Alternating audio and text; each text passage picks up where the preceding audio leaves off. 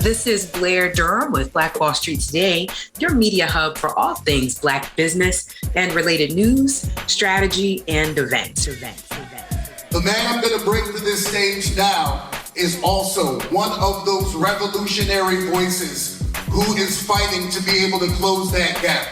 The theme here is Black audacity. There is nothing more audacious than to step in a realm full of academics with no academic background and take over. There is nothing more audacious than leading your people and letting them know they cannot stop us from entering this field of financial literacy, financial capability, financial capacity. It is my honor to bring out the one and the only. Let's stand up and make some noise for this man, Wall Street Trapper. Hey!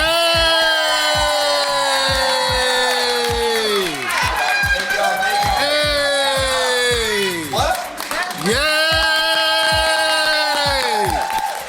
Woo! How y'all feeling? All right. I'm so honored just to be here. I definitely don't take none of these stages light. I understand the importance of what we doing, what we aspire to do, but most importantly, what we have the capabilities of doing. It's my first time in VA. Welcome. Welcome. Welcome. It's my first time, and I had a situation this morning where my barber got sick, and I was like, it's all right. I'm in VA. It's gonna work out. And so I wound up getting involved with this morning, and I was talking to him this morning, and he truly like solidified why we are here. It was excellent satisfying. I DM'd him. I said, hey man, I need a haircut. Can you meet me in my room? He's like, no problem, Trap. He came, cut my hair. In the minute of cutting my hair, he shows me a brush that he created with the cologne in the inside for men. Right? And I said, that's audacity. Yeah. I said, that's audacity to disrupt the current status quo. And so what I want y'all to understand why we here today. First of all, again, I am thankful for you all to have me here. But the reason why we are here today is because we come to renegotiate a contract. Ashe. We've come to renegotiate that. We've come to disrupt that status quo that has consistently undermined and consistently deliberately dismantled the belief system that we have in building wealth in this country.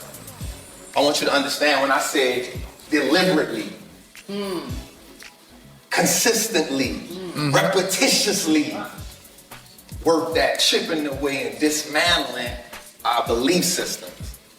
So when I think about Virginia, I'm like, okay, like this is so essential to the progress of Black people in America. Ashe. So we look at people like Oliver Hill, Brown versus the Board of Education. Pivotal moment in our culture that often gets overlooked. Fighting the system so that we can be educated properly. Because he understood that information is the fertilizer to our wealth. The information that you fertilize, the information disrupts the soil, and the information gives birth to a new beginning.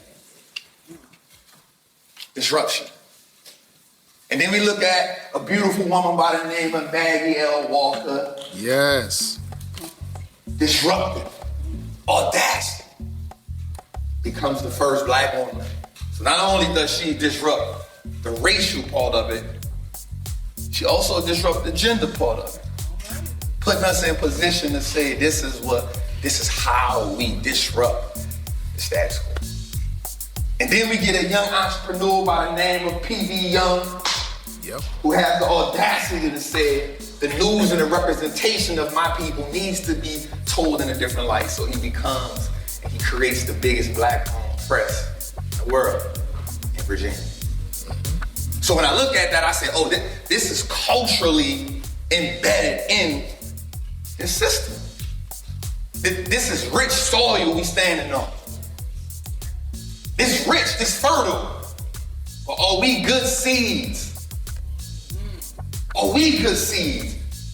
And the one thing I've learned about a good seed is it has the potential. Let's talk about the potential before we even get into anything. So we looking at an acorn, we see the acorn, but if we don't understand what it is, we disregard the potential it has to be an oak tree. So we look at an acorn sometimes and we kick it up the street and we don't really pay it no attention. We might step on it. We might pick it up and throw it. And you where I'm from, you're lucky to even see the acorn. That's a whole nother story. But the problem is we disregard the potential in the acorn. And then we disregard what it takes for the acorn to become the force of an oak tree. How many of us seen an oak tree before? You ain't just moving no oak tree. No. You ain't just like pushing an oak tree. The important part about an oak tree is not just the potential, what is it rooted to? So let me ask you, how deep are your roots to what you say you want? The work you put in will validate your faith in something. And what I've learned about validation, what I've learned about disruption is everybody in here, via entrepreneur, via wealth builder, what I've learned about that journey is you must be able to make a decision in the moment where you disregard your old belief system and adapt a new one. I don't think we understand that. Like you must be able to disregard the old belief system. Okay, let's make this make sense. Okay. So we already said that in the beginning, we said that deliberately dismantling your belief system. How many people we know they okay with where they at? Right, like you on a wealth building journey. You on a journey to teach your people something new. You on a journey to expose your people to something new. And every time you try to tell them, they're like, yo, I ain't with that. That's white people stuff, man. I ain't We know it. Right? And then what we do is we consistently trying to beat that into them. You doing this wrong. You're not doing this right. But what happens is they are comfortable in dysfunction.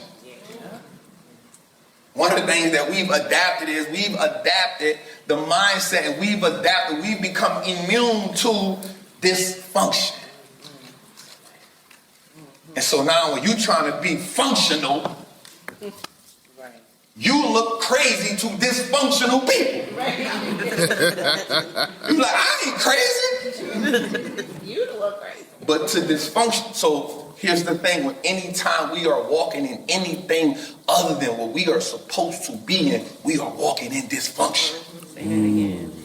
So I want you to understand we are here. This weekend represents something so amazing. This weekend represents a shift in that status quo. This weekend represents the stance that we take. So I come to you today daring you to challenge that dysfunction. I come to you today saying that the wealth that you build, the business that you build must be a cathedral that restores freedom. Yes, yes, yes. The portfolios that you put together, the assets that you gather, they must be a storehouse of shelter, but not just for you.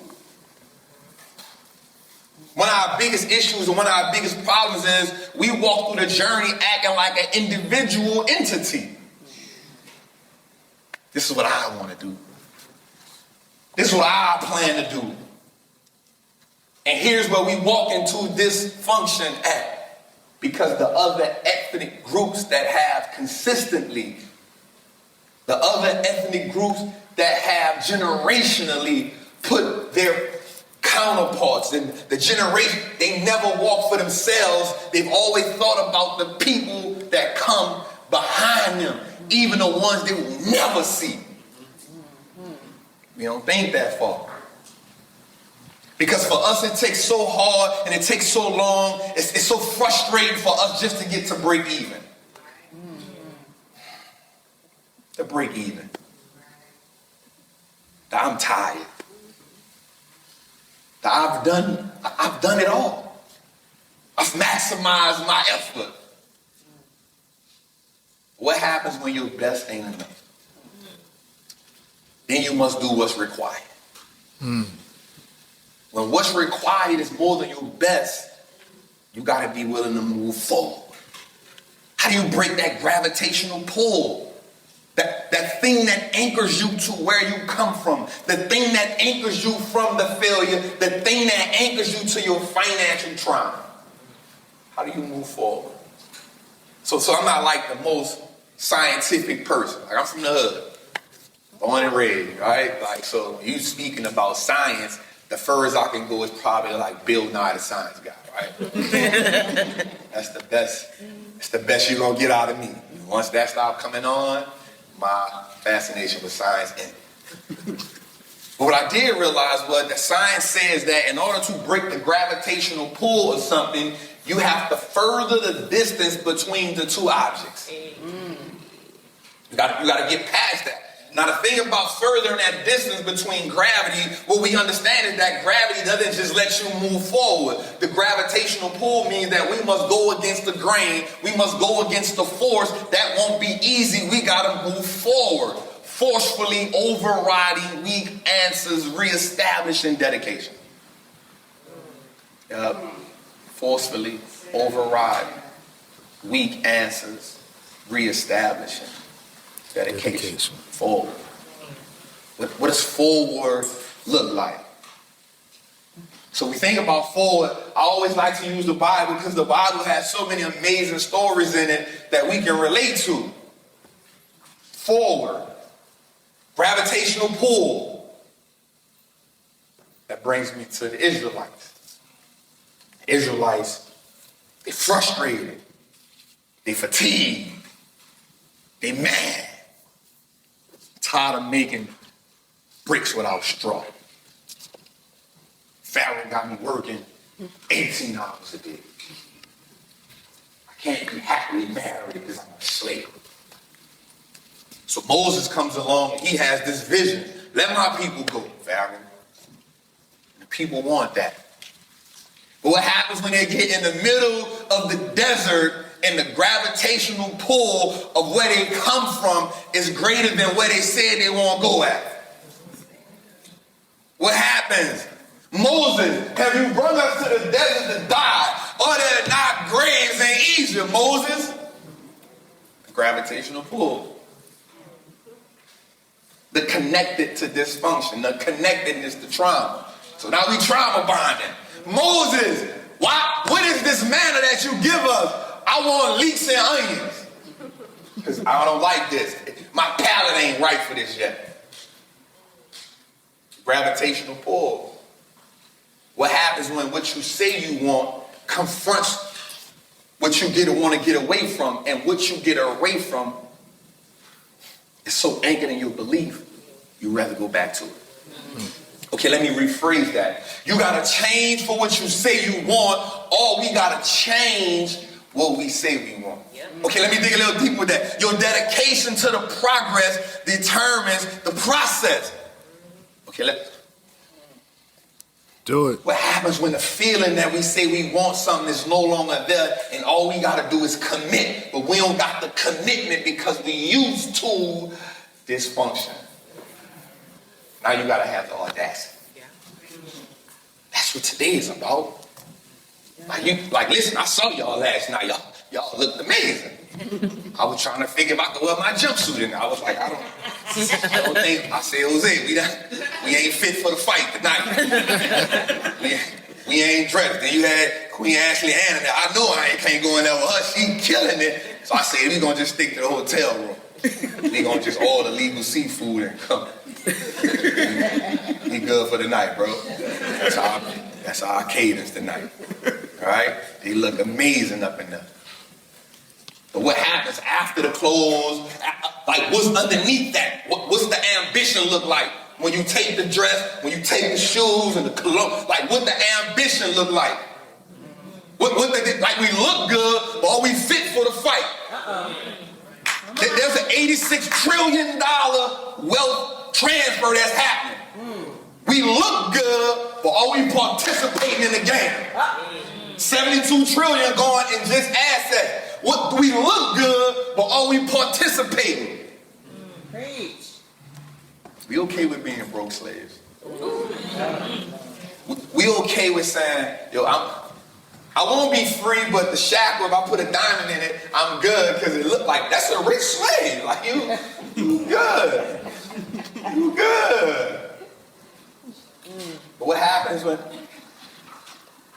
what you appear to be doesn't match what you say you want to be? It be like, Trap, why you don't be showing us? Show you for what? For my impression. Right. I got generations behind me that got to be free, and their freedom is predicated on what I do now. Yes. If not you, then who? If not you, then who? Exactly. If not you, how many generations will still endure the same pain? And here's what we understand for sure. We understand that it will only get worse. Financially, our people are just going through it right now. The last 3 years, we still like, you coughing, I'm like, whoa. I know, right? I got trauma. On top of trauma. Right? We see it. We've seen people lose their job. We've seen people lose their home. We see America say, hey, I got an idea. Let's put $6 trillion into the economy. But guess what? During the pandemic from 2020 to 2022, the wealthy people of America increased their wealth by $5 trillion, while the poor people now had even less money. They was now living check to half check. They had more money than money times 2 now. So now in 2023, we're looking at 40% of Americans and 60% of black Americans now work full-time, 2 full-time jobs. The one is enough. Right. One is a lot. One is too much. Like, I gotta go to this job. Okay, my business owners, what I realized even during this moment, our business owners, we having a lifeline that we own. Because we realized the money ain't funneling into the economy like it used to.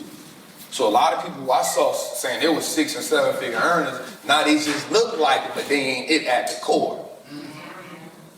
At the core, they 9 to 5. And ain't nothing wrong with that, but what happens is when we ain't equipped for the battle, how we gonna win the war?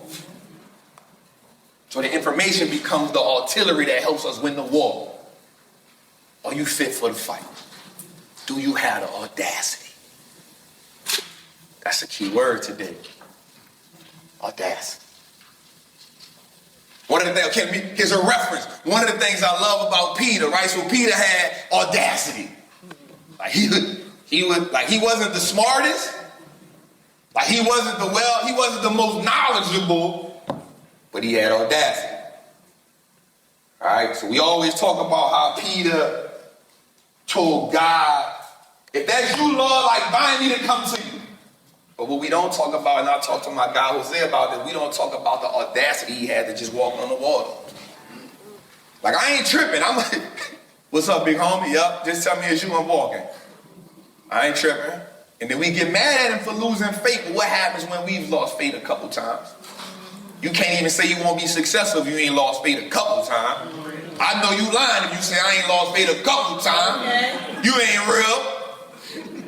Because at 3 o'clock in the morning when none of the business ain't going right, you like, bro, should I really be doing this? Right.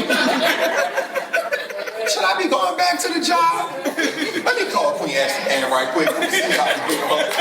What system you got in play, Queen? Because this ain't it. It ain't working for me.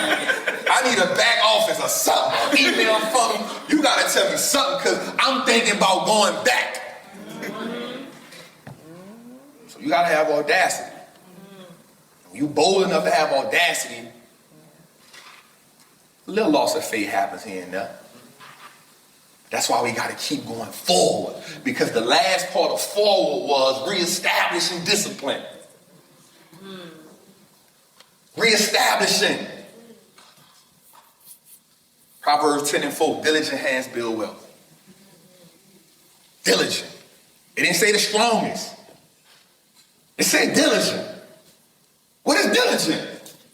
Consistently doing an act until I get it right. Diligent. We ain't diligent enough on the process. We ain't diligent. And let me tell you something. All my successful people know this. Consistency ain't enough. Because you can consistently do the wrong thing. Yeah. Right. Am I lying? You can consistently do the wrong thing. So now we got to outbox. We got to be bold enough to think outside the same box that's prisoned us. We got to be bold enough to go outside of what we thought was right. We got to be bold enough to say, I don't know. We got to be bold enough because what happens in a world of 100% knowledge, 10% of it we know, 10% of it we don't know, and now that's 80% of the things that we do not know, and the 80% that will take it to the next level, but we ain't bold enough to say I don't know because it looks good saying and acting and feeling and perpetrating like we do. Oh, I know. Y'all know the people. Every time you bring them an idea, they, oh, I was just about to do that. I know. You know, you can do this. Oh, I just had that conversation with my... What? What you paying me for? You know, I just thought about that right before I got on this call. You know, I just had that dream the other day. The Lord gave me this dream. Yeah. So let me take y'all back for a little second to tell y'all how we feeling. All right. How we feel? Let's clap, y'all.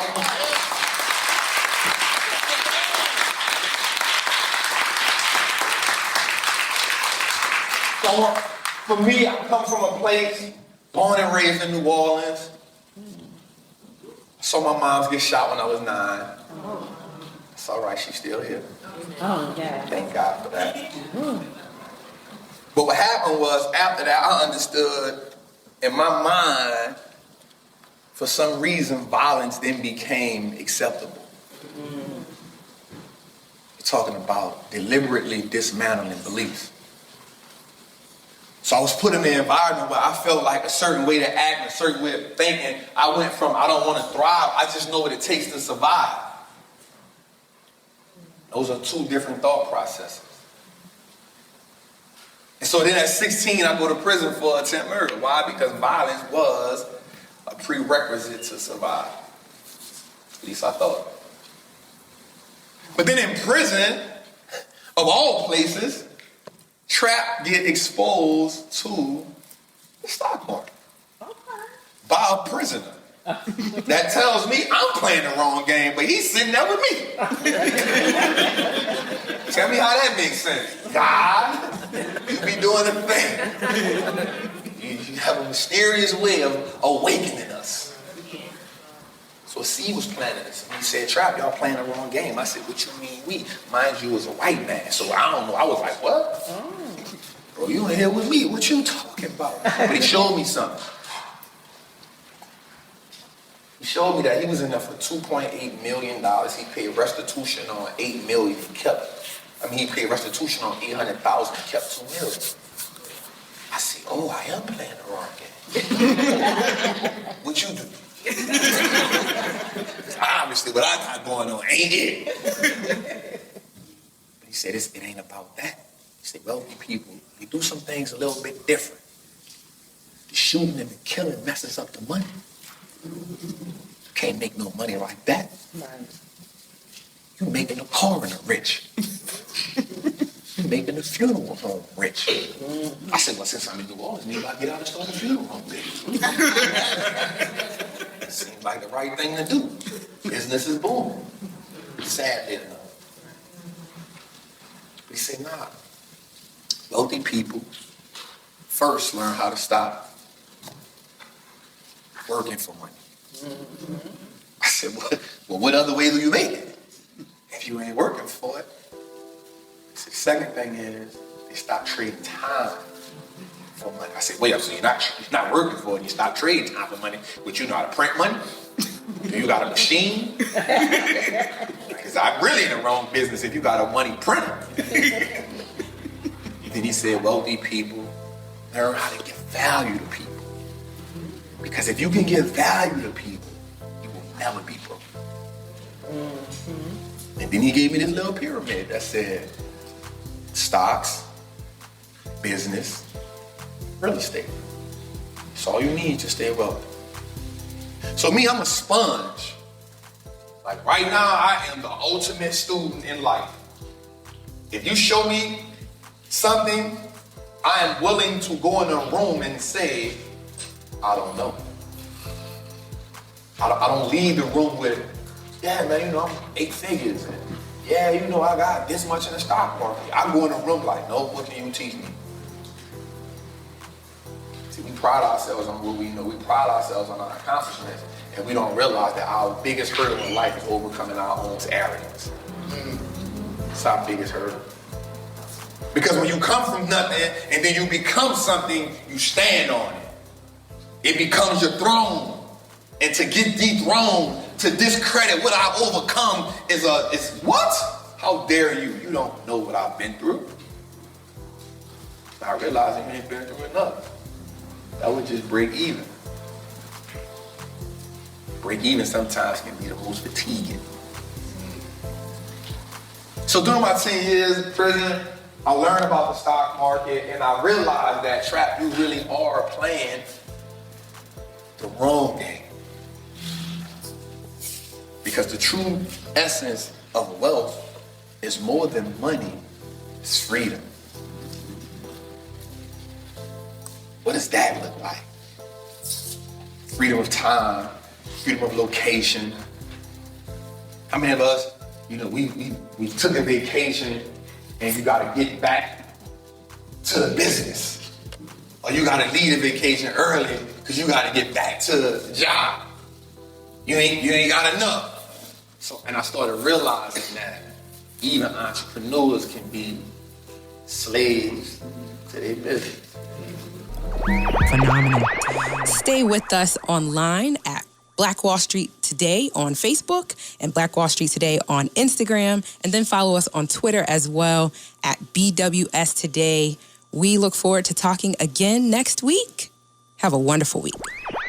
I have said and I will continue to say that the most important priority for the Black community is the Black community, not a particular political party. Phenomenal. Hey, yo, when I say black, you say Wall Street. Black Wall Street. When I say black, you say Wall Street. Black. When I say black, you say Wall Street. Black. When I say black, you say Wall Street. Black. Black Wall Street. Black Wall Street.